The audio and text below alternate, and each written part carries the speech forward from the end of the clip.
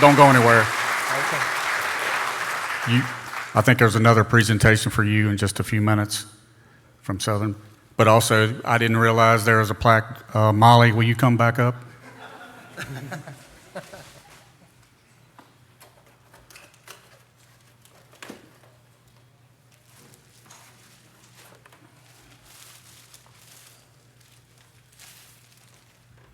It's the Outstanding Dispatcher of the Year Award presented to Dispatcher Molly, how do you say, Rao, Loudoun County for Exceptional Community and Civic Service, Virginia Sheriff Association 2022. Thank you.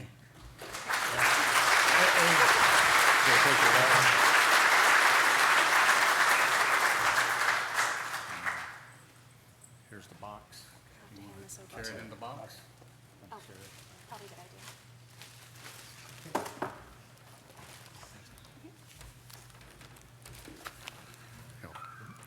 He'll fire me already.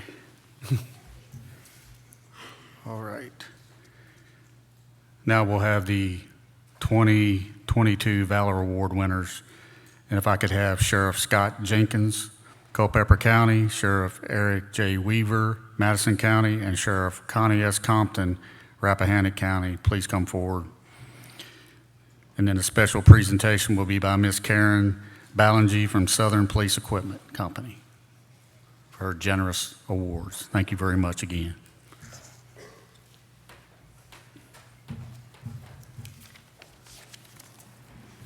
Thank you. Let me read the award winners first. Hold on a second. I guess I should read the award winners and then let the sheriffs take over from there. Deputies Nathan Earnshaw, Michael Maudsley, and Wesley Spicer, Culpeper County Sheriff's Office. And we have Sergeant Donald Dillon, Deputies David Hayden, Troy Shelton, and Investigator Frank Herman from the Madison County Sheriff's Office. And Deputy David Mead, Rappahannock County Sheriff's Office will be our award winners this year. And I'll let the individual sheriffs tell the stories. Thanks, Sheriff. I was nominated to tell the story on behalf of the other sheriffs, but thank you all for joining me up here. I hope I can not leave out any important points. It is an honor to be here speaking on behalf of these great officers and the actions that they heroically performed on December 17th.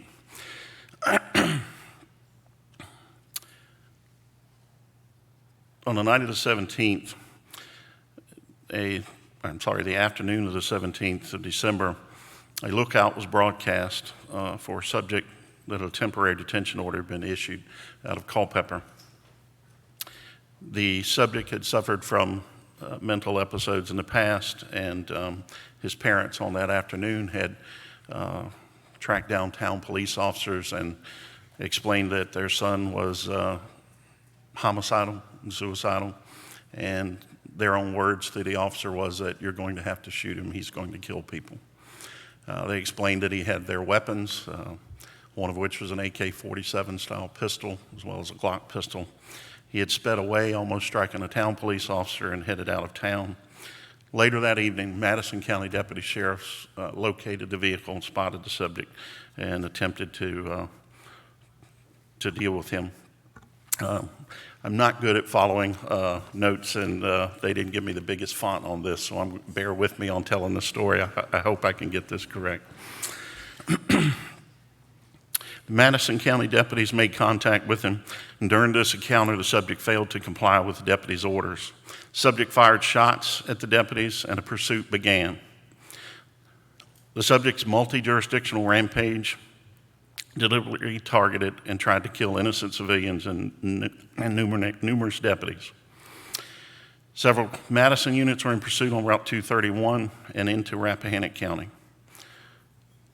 The subject fired multiple shots at the deputies, striking some of the vehicles.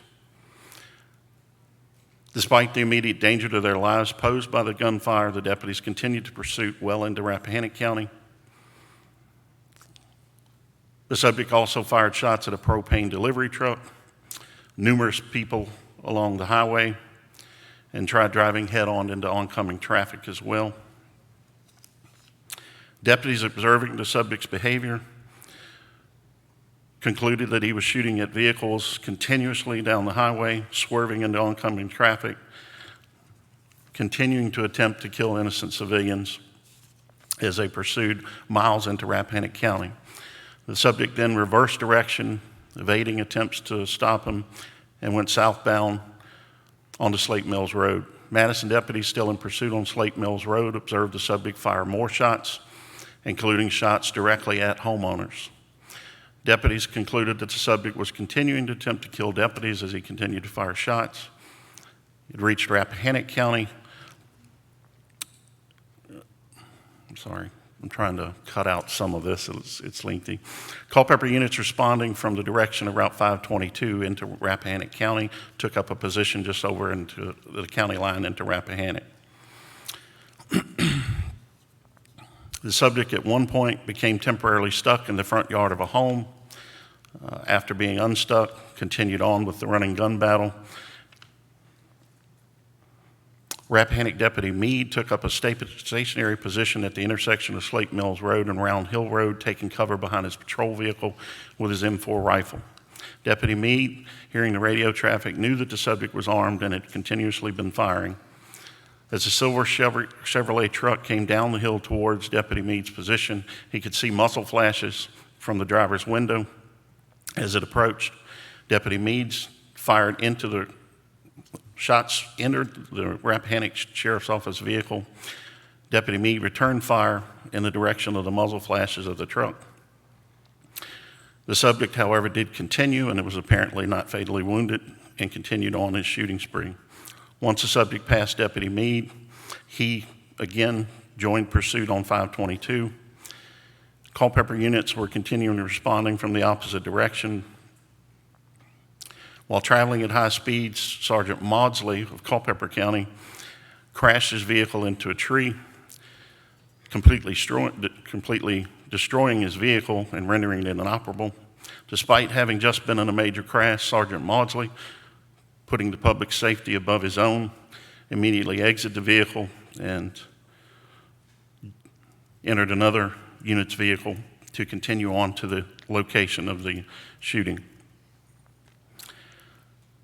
Culpeper Sergeant Maudsley and Deputy Earnshaw and Deputy Spicer set up separate stationary positions approximately a quarter mile from where Deputy Meade had pursued the subject heading toward 522. As the subject approached the Culpeper units, he fired rifle rounds from an AK-47 style pistol at the Culpeper units, particularly targeting Deputy Spicer's position and striking his patrol vehicle. Deputy Spicer engaged the subject as well with his rifle. The vehicle continued on toward the position of Sergeant Maudsley. The subject's rounds had struck multiple vehicles, targeting the Culpeper units. The subject's vehicle, as it approached, began firing more rapid-fire rifle rounds from the driver's window toward Sergeant Maudsley's position, and fire was returned. The subject's vehicle immediately crashed and then remained stationary.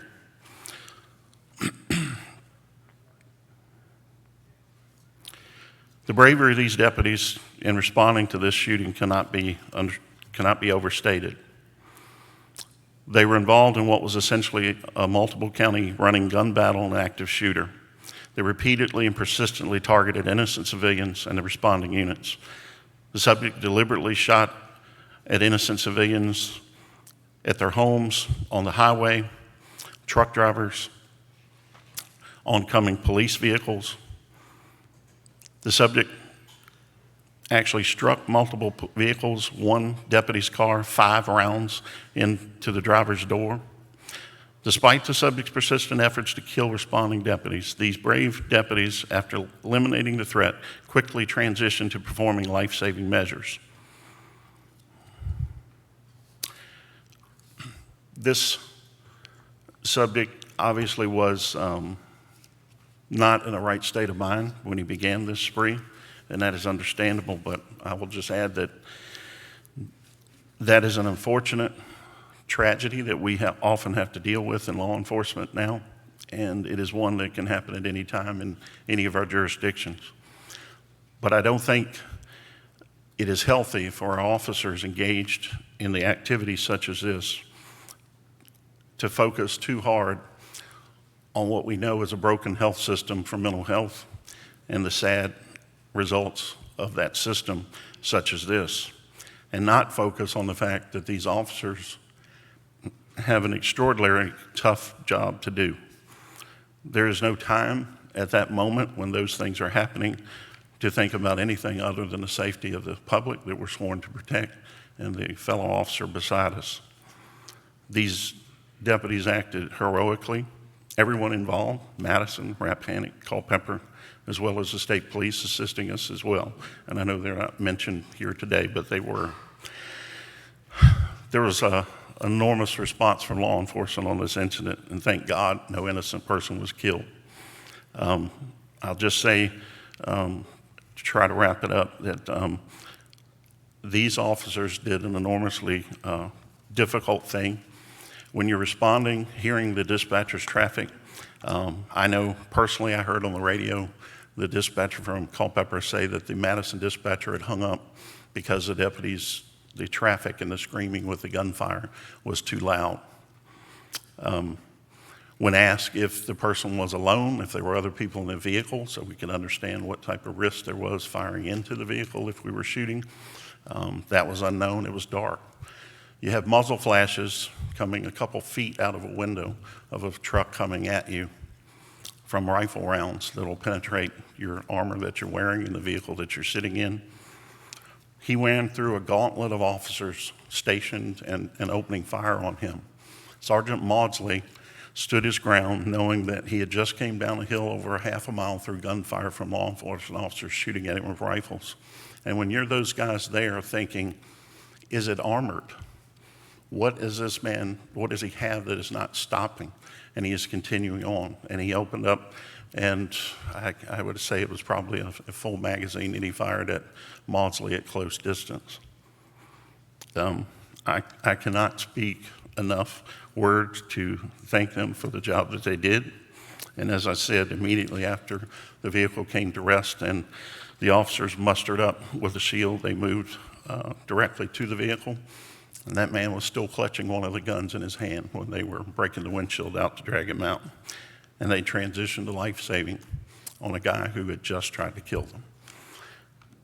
We need to focus on the heroism, the valor that these people display, and make recognition of things like this so that we don't lose good officers. We need to reassure them that as tragic as it is, it's horrible to take a life. None of us want to, but it's important that we remind them.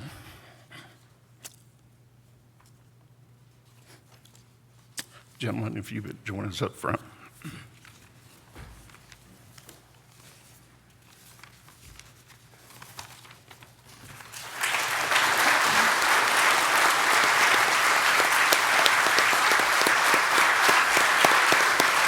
Go down there with them.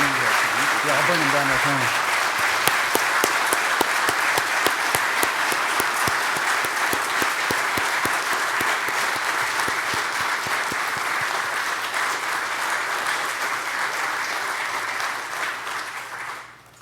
Since there's such a large crowd, I'll be bringing your medals down and let your sheriffs present those.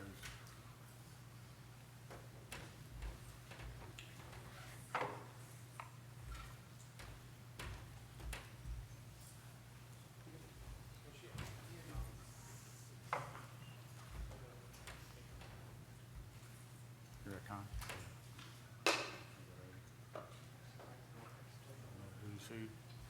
He's with the narcotics, so no pictures, okay? And all you award winners, if you all will meet down in the lobby by where you check in, the atrium, we want to get photos of everything, all the award winners. So as soon as you, when we go into the next thing, which is our heat awards, if you all would meet us there, we'd appreciate it. Here's the other two.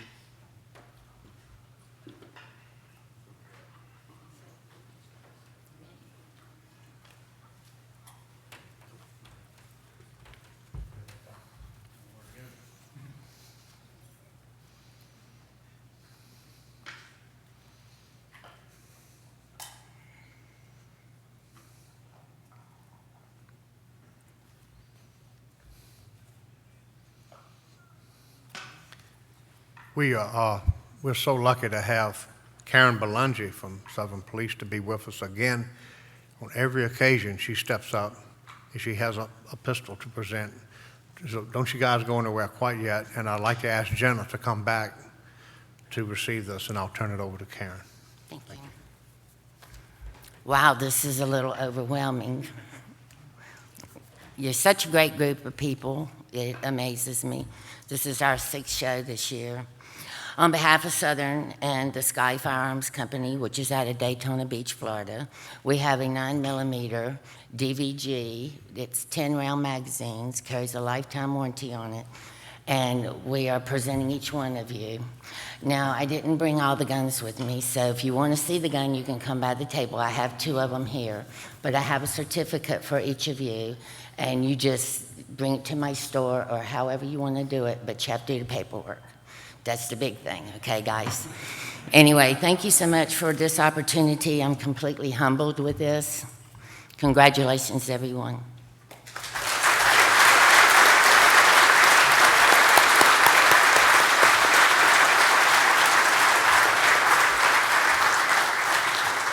Wow, Karen, thank you very much. Thanks, Southern Police, for that. Is an amazing expense, but it's great. What a great sponsor and what a great partner, recognizing the heroism of all these men and women.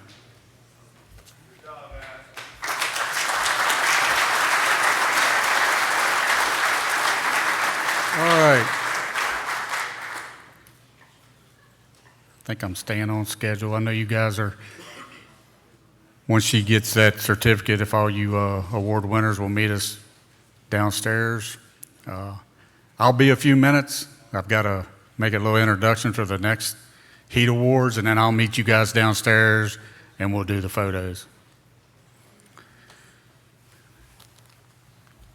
You know, when I started this job, I didn't need these glasses. 15 years later, here we are. Let's give them another round of applause. That was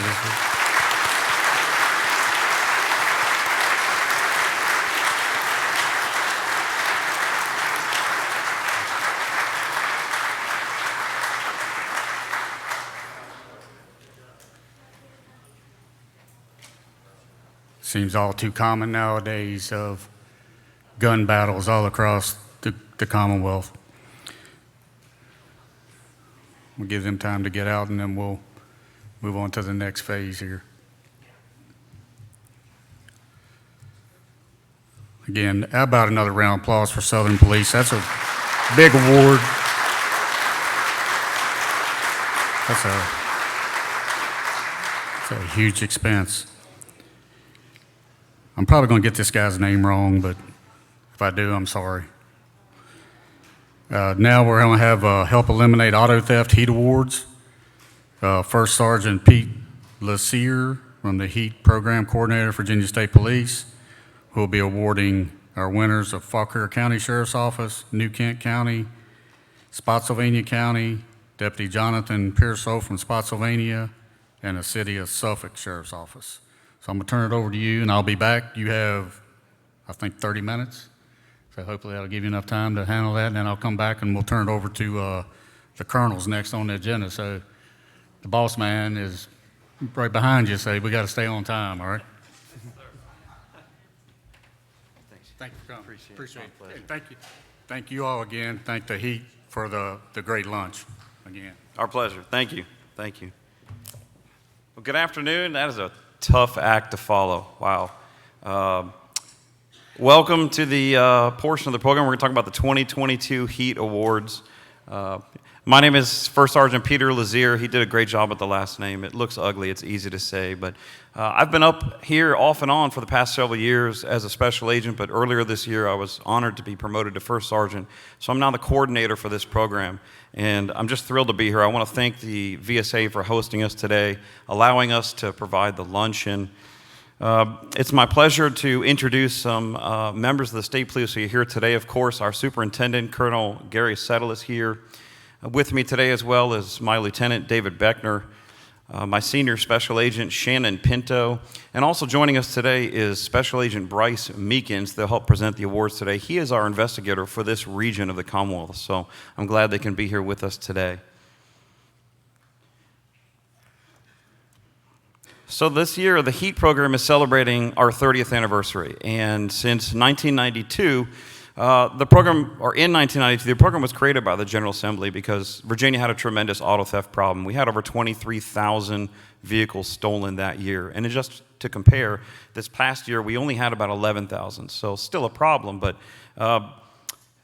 the funding for the Help Eliminate Auto Theft Fund actually comes from 0.25% of all of our auto insurance premiums.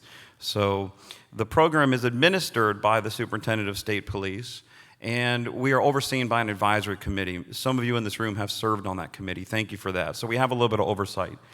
But really, the program is only as strong as our partnership with you. And so we know that we are just the facilitators of the fund, and it's up to our working relationships with all of you here in the room as to make combating vehicle theft a priority. And so, as an example, this past June, we partnered with you for the Love My Ride campaign, which is primarily focused on the Central Virginia region, where we just brought the media attention to vehicle theft and the theft of catalytic converters, of course, and vehicle parts.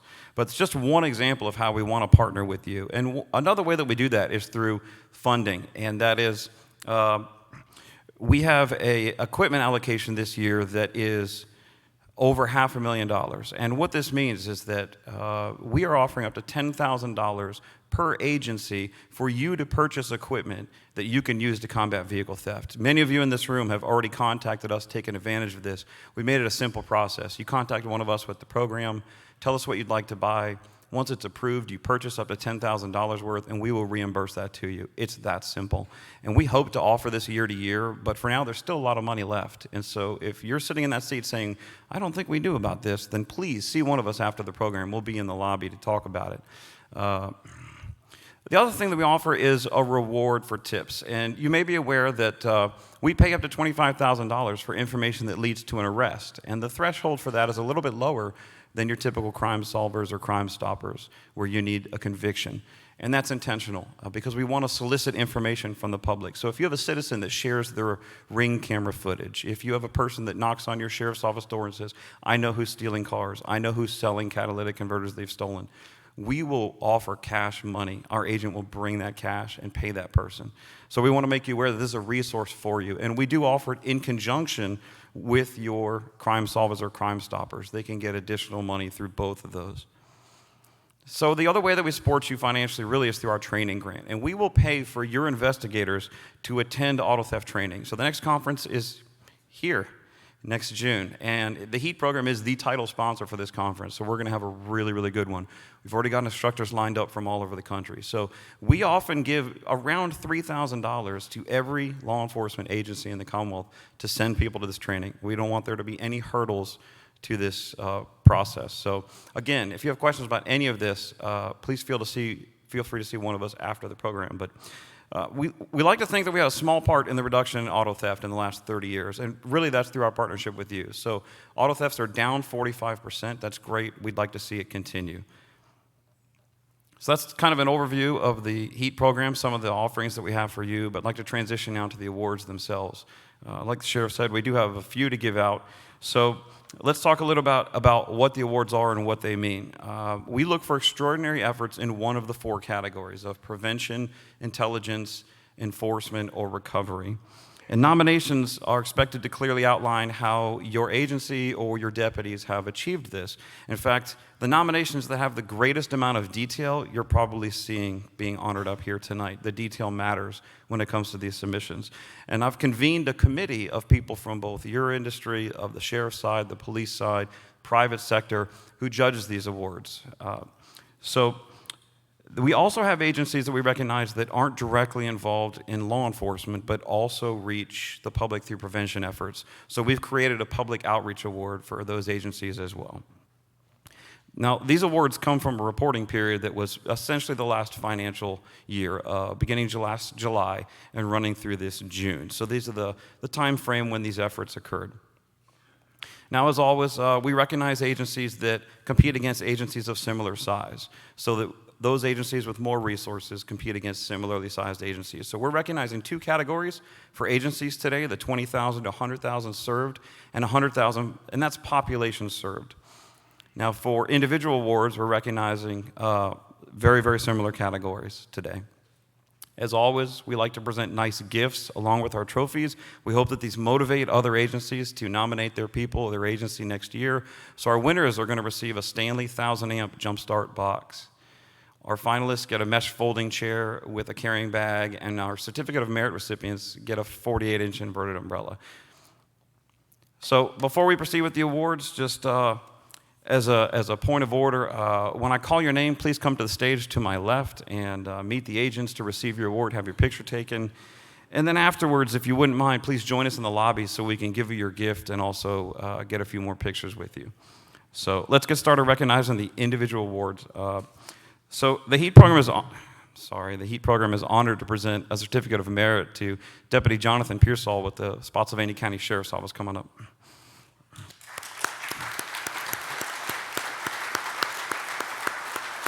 So Deputy Pearsall, he took a report for a stolen vehicle, and during his investigation, he identified the suspect, he obtained warrants, and he placed multiple charges. But a few days later, he responded to another suspicious call involving the very same suspect. He tied that stolen car to another car that was taken the day prior, and he talked to the other deputies on the scene, recovered the second car, arrested the suspect, and even recovered the first vehicle. So he did a great work for combating vehicle theft in Spotsylvania. So join me in congratulating Deputy Pearsall.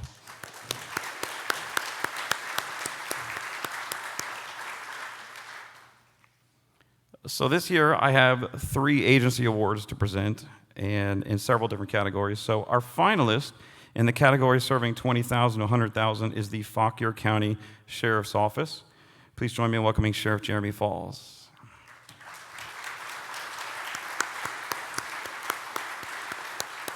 Fauquier County Sheriff's Office nomination demonstrates excellent collaboration with the Warrenton Police Department when it comes to intelligence gathering and communication. One case cited involved the Sheriff's Office, the Warrenton Police, and Fauquier County Fire and Rescue. All 3 agencies responded to a call this past May where during rush hour traffic on a rainy day in the middle of shift change, through their collaboration, they recovered 3 stolen vehicles from a car dealership. Fauquier County Sheriff's Office also participates in community outreach and prevention activities and often partners with us, the HEAT program, as they spread the theft prevention message. So congratulations, Sheriff Falls, their HEAT coordinator, Detective Andy McCauley, all from Fauquier County.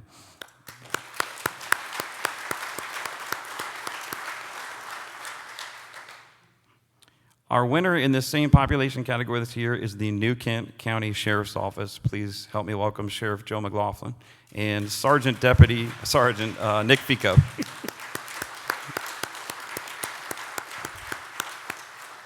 Deputy Fico was recently promoted to sergeant. Congratulations.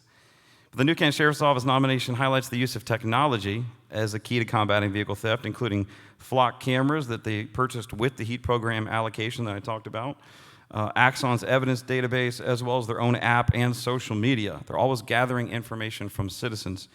They rely upon collaboration with other agencies using public outreach and community education with the HEAT program to maintain a successful vehicle theft prevention campaign. And in fact, this year they recovered 14 stolen vehicles. So congratulations to New Kent County.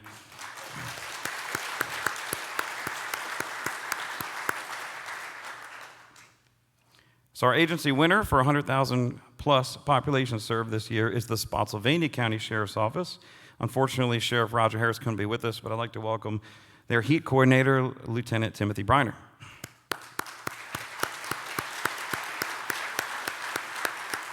Spotsylvania's nomination demonstrates a multifaceted response to vehicle theft prevention.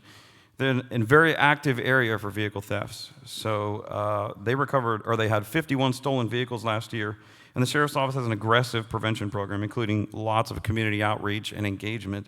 In addition, their office is working to install an LPR system in each of their patrol vehicles.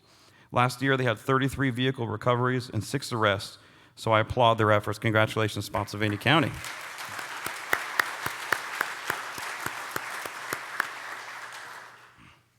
Now, as you know, and as I mentioned earlier, there's some sheriff's offices whose primary duties are not routine enforcement.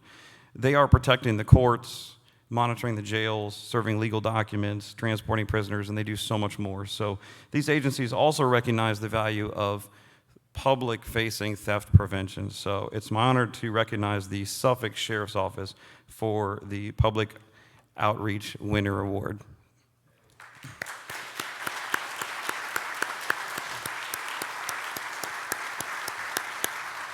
During this past year, the Suffolk Sheriff's Office has conducted more than 100 community outreach events where heat materials were distributed, and more than 750 newly licensed juvenile drivers in Suffolk received heat information along with their new license. It's a great way to reach the next generation, to educate them about preventing auto theft.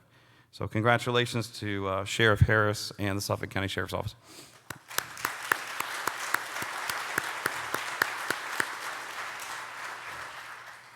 This concludes the 2022 HEAT Awards presentation. I just want to thank the Virginia Sheriff's Association for having us. Thank you for allowing us to host the luncheon. I too enjoyed the sandwich. Thank you for letting us do that. On behalf of the Virginia State Police and the Help Eliminate Auto Theft, I want to thank everyone in the room for your efforts to combat vehicle theft. So have a great afternoon.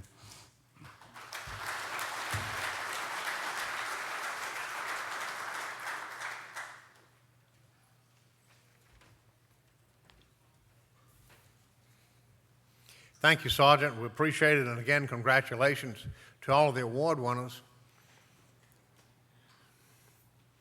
I'm going to introduce the next speaker because Kevin's not quite back from the photographs, and it's very easy for me to introduce the speaker. I got to know Colonel Settle when he reached the height of his career as sheriff of Rappahannock County. He was sheriff of Rappahannock. He was a trooper first. I actually met him when he was a trooper up, and I used to work in that area. And he became sheriff.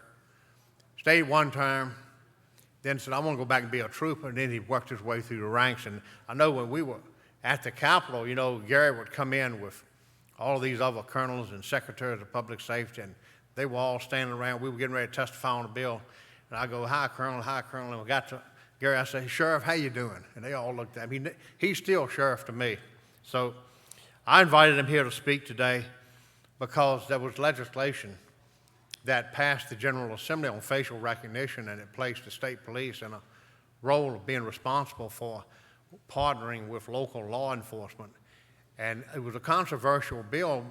Back before these reforms took place in 2020, there were no limitations on the use of facial recognition, and there were no problems related to the use, to law enforcement use of facial recognition.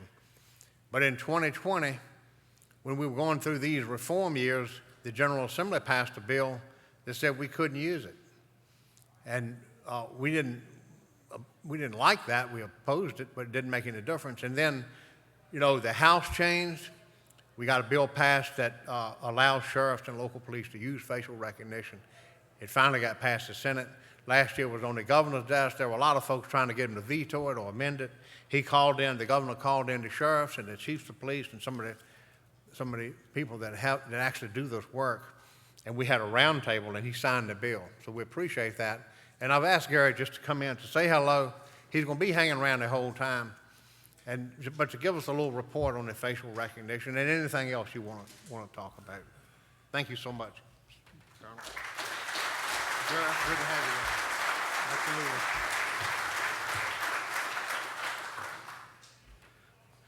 Well, good afternoon. It's always a pleasure to come visit with fellow sheriffs, and I do, and I use this, I have to be very careful about this, but I don't know if I've ever been as proud to be a sheriff of my home county in Rappahannock. And I've had a lot of experiences, as John's hit on a few of those, but, and I may have told this story one time or another, but I remember being that young trooper in my home county and making that decision, do I want to run for sheriff? You know, I think that's a goal, at least it was of mine. When you retire, maybe you want to do that. Well, I had this epiphany where I wanted to do it before I retired, and but I remember being a young sheriff and not knowing what's the next step, just working my way through it, and had a lot of good people around me, and I had a lot of good sheriffs around me that surrounded Rappahannock County and across the Commonwealth that I'd had the privilege to work with. So I have a deep affinity for what you all do and how you've got to where you're at and how you do your business. You are the heartbeat of law enforcement, and you make it happen. I know I'm with the Virginia State Police, and I'm just as proud to be the colonel of the Virginia State Police, but we have a role to assist the sheriffs across the Commonwealth in our police departments, and I take that very seriously. But I remember John walking in the door one day. He was quite the character, just showing up unannounced, and that was okay, but I was having a pretty rough month after a blizzard, after the jail going down, the heat went out, and I had to move prisoners to other places. I'm thinking, who in the world would ever want this job? I have made a mistake. John came in shortly after that, and it was pretty exhausting, but I survived that because of the good men and women that I had, the deputies that worked there and the correctional officers. But we sat down in my office, and John's done this many times since then. He's very straightforward or what have you, and I was telling him all about it. I remember him giving me some words of encouragement, and of course the rest is history. But John didn't give me enough encouragement to stay and run again, so I ran back to the state police. But I felt like I left a win-win situation, but I feel that we're all in the places because the good Lord puts us here. I do believe that in the bottom of my heart. I believe as long as you're leaning forward, it will drive you to where you need to be. So I say all that. Thank you, John, for that, and good afternoon to everyone that's here. Always a pleasure, again, to be with you all. And before I jump to the topic of discussion, facial recognition, one of the things that I enjoy is being the superintendent of the Virginia State Police, and it's taxing sometimes, and you all get this. I see a lot of my friends out here, sheriffs that I grew up with. I see Lenny sitting there. We grew up together as a young police officer and a young trooper up in the northern part of the valley. But what I get to see and hear across Virginia, and even across this great nation, because I travel so much, are the stories that you just heard from a dispatcher that had an instrumental piece in bringing incident resolution to an issue. I'm familiar with the chase that Sheriff Jenkins talked about. Of course, Rappahannock County was my home county, so when I hear about something like that's going on in your home county, you kind of listen closely. But I remember that ordeal going on and on and on, and just frankly, I thought there is no way someone's not going to get hurt. And to hear this story, as Sheriff Jenkins talked about so eloquently, a lot of details left out of that.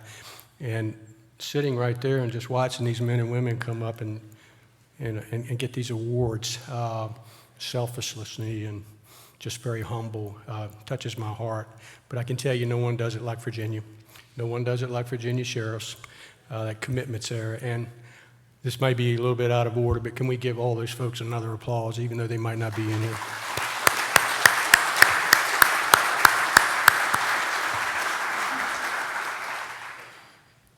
And I want to thank you too, John, Sheriff Hall, for letting HEAT be a part of your presentation or part of this function today. HEAT is an extraordinary tool for you all as sheriffs, and I would ask you to leverage that. And you heard Pete talk a lot about that, and I had a couple notes in here about that, but I'll skip over that. As we know, the theft of vehicles have skyrocketed, and gosh, I don't even want to talk about the catalytic converters. Who would have ever thought? Here we are, and 30 years later, the HEAT program is still very strong and helpful, and you saw the funding that's available to you as well. And I would encourage you all, if you don't know Pete and his team, they're very, very outgoing folks, and if you didn't see the passion with Pete's presentation, please go meet him, tell him what you need, even if it's not within the boundaries of what he talked about. It's one thing that I think my people, I put a lot of pressure on them. We can't do it, let's find a way. Let's find a way to help or do whatever, complete the task at hand. Pete's a lot like that, so please leverage that. So facial recognition, this has been a hot topic nationally for the past several years, and everyone in this audience has seen or touched or felt the conversation surrounding facial recognition. And some of your agencies might have fielded media questions or questions from researchers concerning the contracts that you might have had or have and the software that you have used with regards to facial recognition and in what capacity was the big question.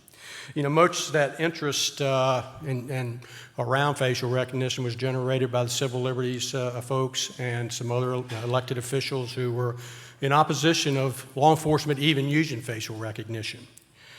And the opposition had two main points, as I see it, that they argued. And of course, the one was the algorithms that they felt that they weren't accurate. particularly comparing images of people of color. And secondly, that law enforcement's not adequately trained to use facial recognition.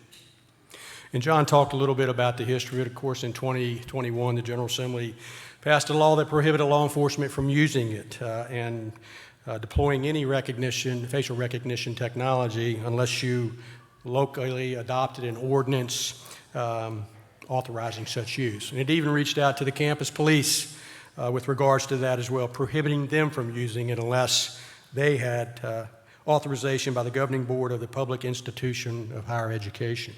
So then comes 2022, and John talked a little bit about that, which there was a bipartisan lawmakers' effort that approved a bill to lift that blanketed ban, which was a good thing. And then the 2022 legislation, Code of Virginia 52.4-5, required the state police to create a model policy regarding the use of facial recognition technology.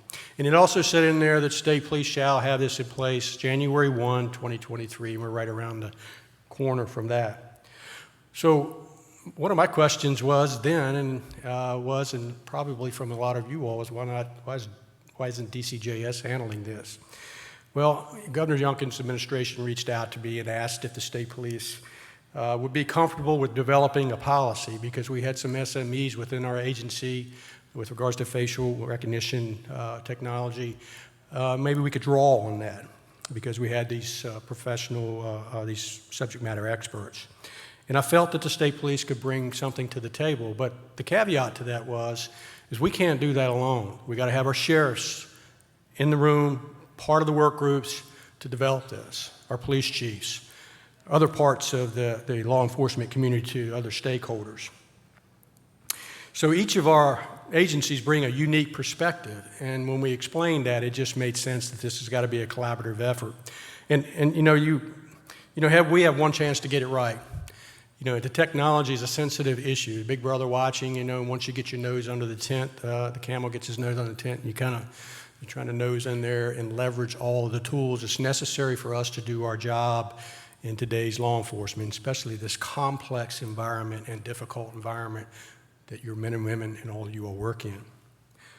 But we have one chance to get it right, so we have to get it right the first time, and I believe that.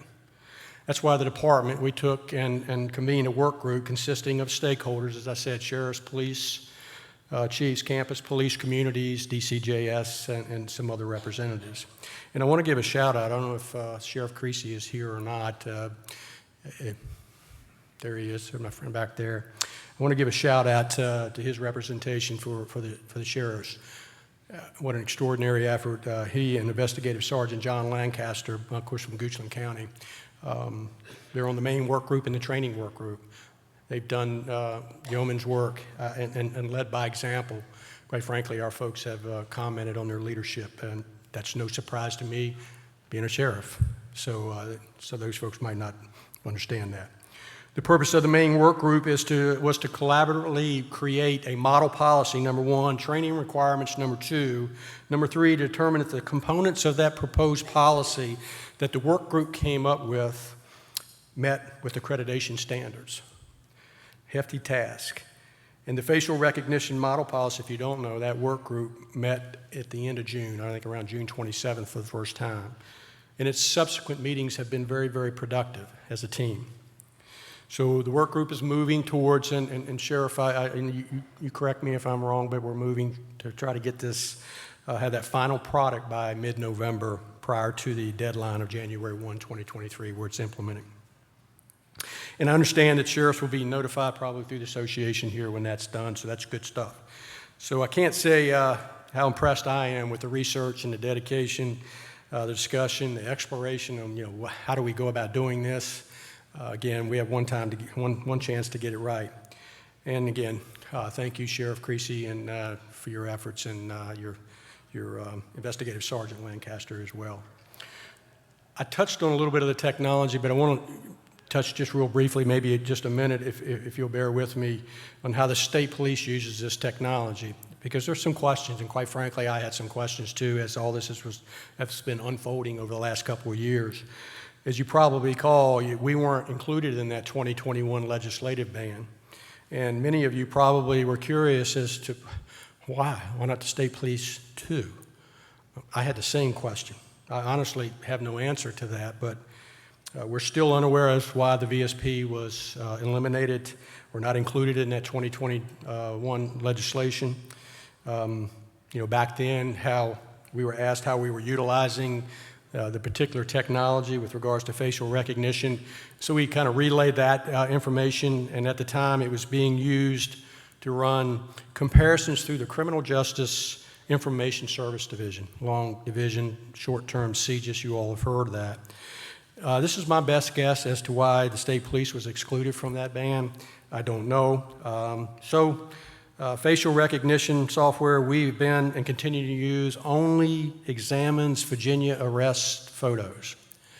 And that's all we've ever done. So I don't know if that was helped keep us out of that ban. I just don't know. Neither the state police or the Fusion Center, and some of you have leveraged that, state police and or the Fusion Center, use any other photos, video, or social media images. And it's not the Clearview AI that's drawn so much controversy and been on the front pages of the newspapers. That's been in the headlines. The comparison data, again, is the data we use is only contained to arrest photograph only. It's kind of an update on the facial recognition. If you have any questions, I'm not a technological guru. As you can see, this ugly mug up here has a lot of gray hair and all that. It's wave technology has certainly outlived me. We're always chasing it, but we certainly can get you in touch with the right person to get to update you or answer any of the questions you might have. And I'm going to be around the rest of the day and most of the day tomorrow. So there's one other thing that I did want to mention to you, because I think this is something that you all can leverage, and this is proven in its early infancy to be very productive, and I think, again, it's something you can leverage, and some of your agencies are already leveraging it. And that's the Virginia Cold Case Database. If you recall, it was a law sponsored by a delegate in Northern Virginia, and Delegate Rome, I believe it was, and it passed in 2020. And it required the state police to create a database with regards to Virginia cold cases and information being put into that database, providing details, photographs, contact information for unsolved homicide and missing person cases. We launched that case a few months ago, and we're excited already to have a number of sheriffs already, officers on board with that. A few, Fluvanna, King and Queen, Rockingham, Fauquier, just to name a few. So if I've left you out, I apologize, but it's a tool and a database that can be leveraged to help you with some of your cases. And it's a searchable database. And the goal is to solicit the public's health and breathe life into cold cases that haunt your agencies because you feel so bad for the victims, the families, and so forth and so on. It breeds new tips and leads. We also found that with this, and once we talk about this with the family, is very, very positive to them, as it goes a long way with the victims' families. So it gives them a renewed interest that law enforcement hasn't forgotten about these cases that sat around, that your men and women have worked tirelessly to try to solve. But it's just another tool. We think this database is going to be very productive as we move forward. An agency can feature one case or many cases, whatever you prefer or need. And here's the good thing about it. The cases and photographs are uploaded by your personnel through an online contact form.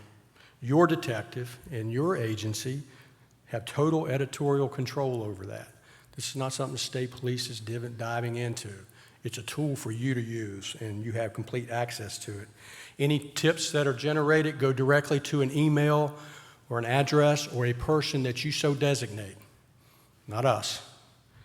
We don't collect or filter any tips submitted on your case. Again, you're solely responsible for that. It keeps the integrity of the case, keeps the focus on it. Certainly we're there if you need our help or our resources. And that website is located at www.coldcase.vsp.virginia.gov. I'd be more glad to give that to you afterwards. And if you're interested in getting access to that, we'd love to talk to you.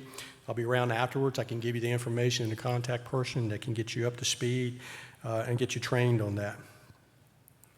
And I'm going to stop here, John, but I do want to make, I I want to be around if you have any questions, folks.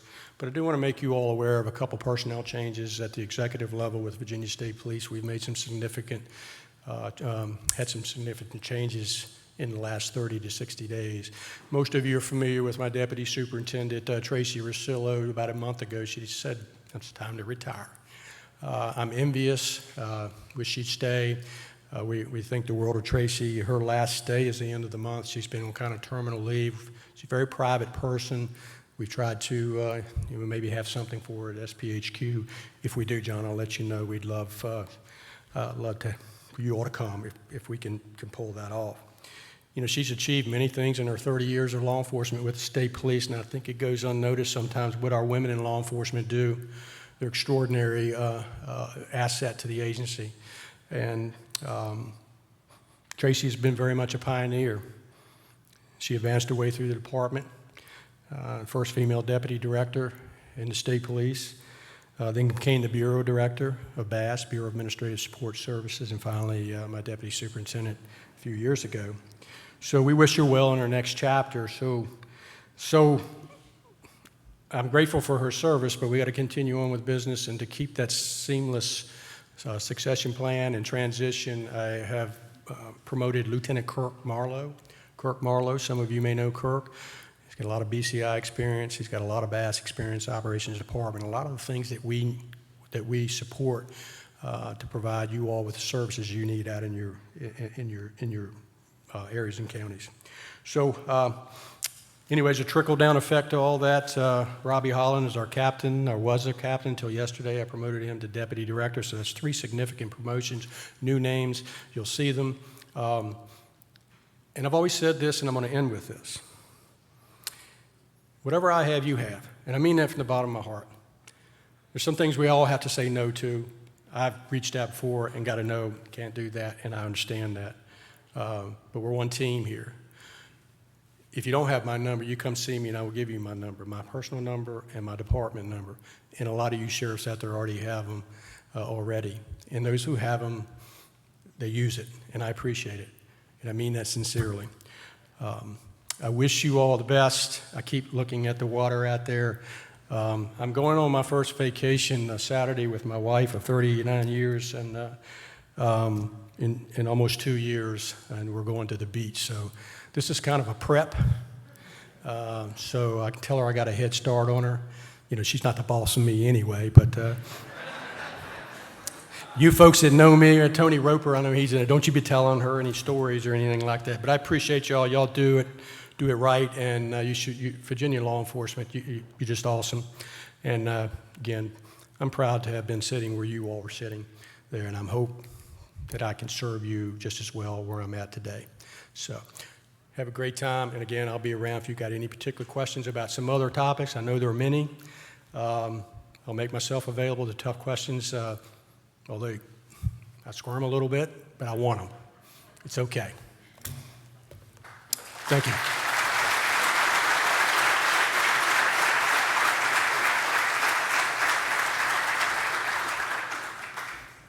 Thank you so much, Gary, for being with us. We appreciate it very, very much. So our program calls for a break at 3, and we're not at 3, but our speaker that's going to be here at 3:30 is already here. So I'm going to ask my delegate to come on up to the head table, and I'll introduce him. While he's on the way up, he's my delegate. He also is a delegate for not only Accomack County, where I live, Northampton, a part of Norfolk, and a part of Virginia Beach. And I've known Rob, and I've known his dad when his dad was in the General Assembly for many, many years, retired, became the first Secretary of Agriculture. And then Rob stepped in and ran, and I don't think he's had an uncontested race since. But he always wins. And so I see him probably as much as anyone on the creek near my house. He's a waterman. He's a working legislator. The laws that he votes on and puts in, he has to come home and live with them. So he's the real deal, and I'm glad he's there. And he's also a member of the House Appropriations Committee, and this year a member of the Conference Committee. And he understands sheriffs, and he understands what they do. He put in a bill that I know is near and dear to our heart, on that farm license plate bill. So I want you to know who Rob is, but I also want him to talk a little bit about that bill he put in. So please give him a warm welcome.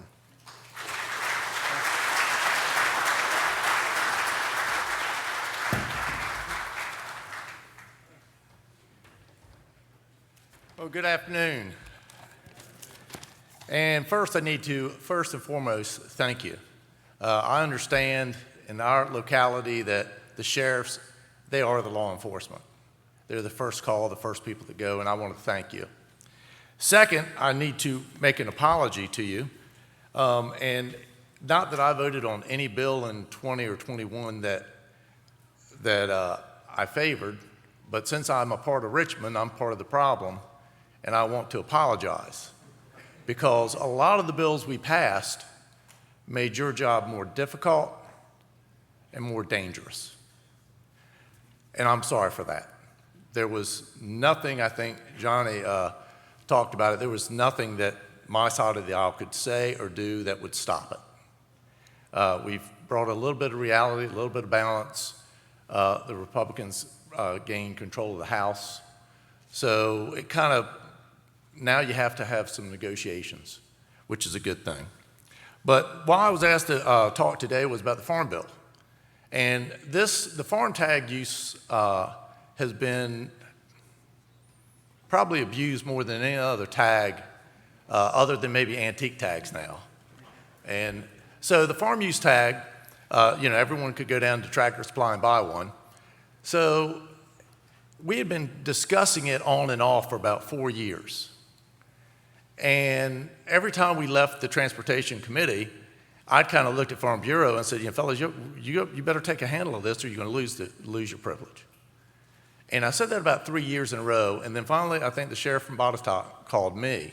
And I'm thinking to myself, I don't know why you called me. You have the chairman of transportation in your district, a very powerful second, vice chairman of appropriations, Delegate Austin, in your district. But he called me. Now, my sheriffs on the shore had talked to me about it, so I knew it was an issue. So leaving, I guess it was 2 years ago, or leaving a committee, I made a comment to Farm Bureau. I said, if you all don't go ahead and figure this out, it's going to come down and you're going to lose it. So Farm Bureau, DMV, sheriffs, law enforcement, they developed a work group and actually brought a bill last year to me to carry. I think Senator Ruff has it in the Senate, and to try to control farm use tags. And these will be a permanent tag that is assigned to a vehicle.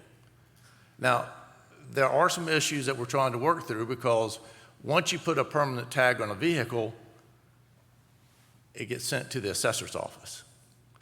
So now all of a sudden the farmers are going, hey, wait a minute, this is showing up on my personal property tax, and that wasn't our intention for that to happen. So there are some things that we're going to have to iron out in the next 6 months to a year to try to make this program what we all wanted, which is to make sure that people that are using farm tags are farmers and using the code given responsibilities to use these tags within a 100 miles radius or so of the farm. So that's where we are now. I mean, it was really because the sheriff's department called me that I carried it. It was also because I think everyone noticed that it was a problem. And I think this last year I kind of walked out of the room at DMV and said, antique tags are next. I mean, a 30-year-old car today, there are thousands of them in Accomack County alone that are driving around. So, and if you can get an antique tag on it, then all of a sudden you don't need inspections, you don't need really anything. So that's probably the next verse of this song. But first we've got to iron out some problems with farm tags. I'll be around during the break. I know I'm between you and coffee, so I'll be around if you have any questions about it. I hope I can answer it because this was really a deal that was formulated between Farm Bureau, the sheriffs, and DMV. And I want to thank Johnny and the effort that they put in to make sure that we're trying to fix a problem, trying to fix the abuse. And with that, I thank you all, and I thank you for all you do.